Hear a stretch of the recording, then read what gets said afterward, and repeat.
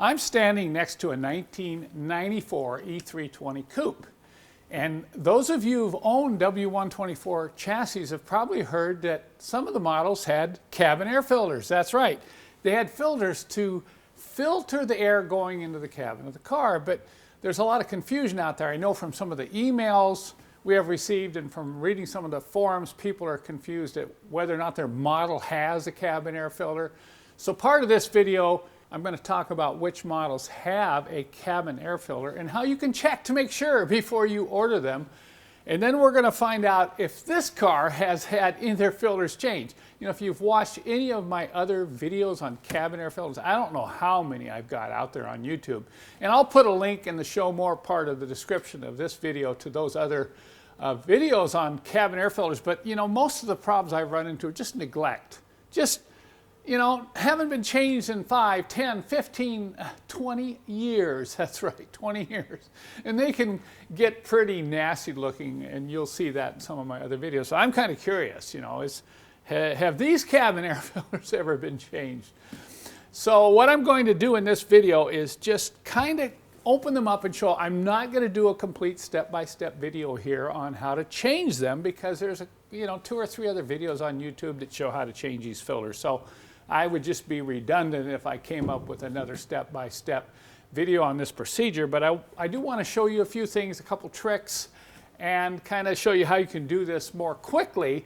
You know, when you first look at this, you say, well, where are they? Well, they're down here. They're down behind these air vent screens underneath this wiper assembly, and you're looking at all this, and you think, man, what a pain that is. It's a real pain to get to that, to change the cabin air filters. Here's what they look like, see? There's 2 of them, and they sit right down in there. So at first glance, you're gonna say, oh man, that's a lot of work, but it really isn't. Once you've done this, you probably can do it in a half hour. Maybe the first time you do it and you want to be extra careful and clean about everything, it might take up to an hour. But I tell you, these cabin air filters should be changed. There's recommendations, they should be changed every 10,000 miles.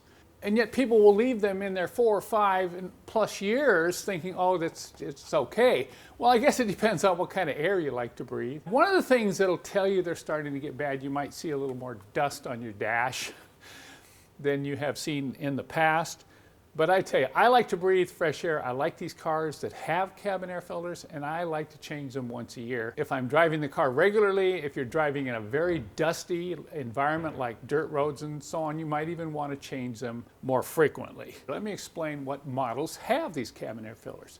Generally 1994 and 1995 models. These are the facelift models, the last 2 years of production of the W124. There may be some VIN splits, maybe late 93, or you may have a 93 that was registered in 94, and it may not have cabin air filters.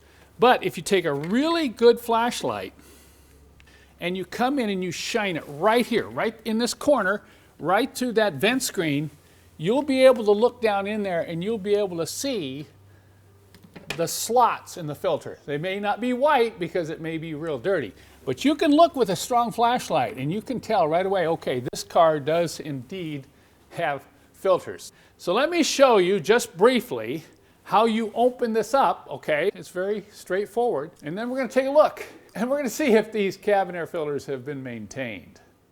Primary access to replacing these filters is from the driver's side. You can work from this side, and in most cases you can get the filters in and out. You do not need to go over on this side unless you want to do some extra cleaning or you're having problems getting the filters in and out. But the first thing you want to do is just pull out this screen that sits right at the base. It just pulls straight out. And then you're going to peel back 3 seals. You're going to take this seal here along the bottom of the windshield, and we're going to peel it back like that, and I'll just tuck it under the hood. Now, you notice I have the hood in the straight upright position. It's much easier, by the way, to do this job when you move the hood straight up. If you don't know how to do this, I've got another video on YouTube on how to get the hood straight. We're going to pull this one off and put it over on that side, and then we're going to take this seal and pull it off and put it over there. Now you're looking at 1, 2, 3, 4, 5 screws we're going to pull out. Now at this point, I'm just going to speed the camera up and you can watch me do this, because once again, I don't feel I need to go through every single detail. If you need more details, just Google, 124 cabin air filter replacement, and you'll get other information that's available if you want step-by-step detail information on getting to these filters and replacing them.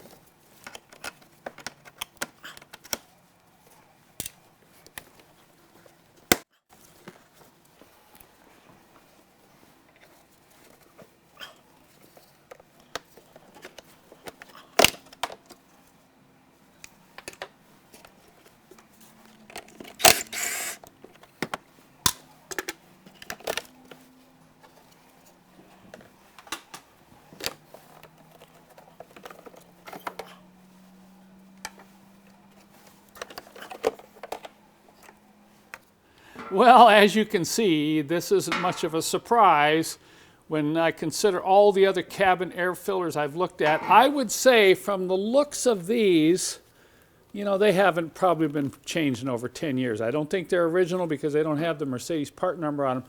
But look at how dirty those are. Look at all that dust, both sides. That'll give you a clue. A lot of times you'll have dirt and needles on this intake side, but on the back side, just look at how much junk is caught in all that filtration. So once again, if this isn't a good illustration of why you need to change your cabin air filters, I don't know what is.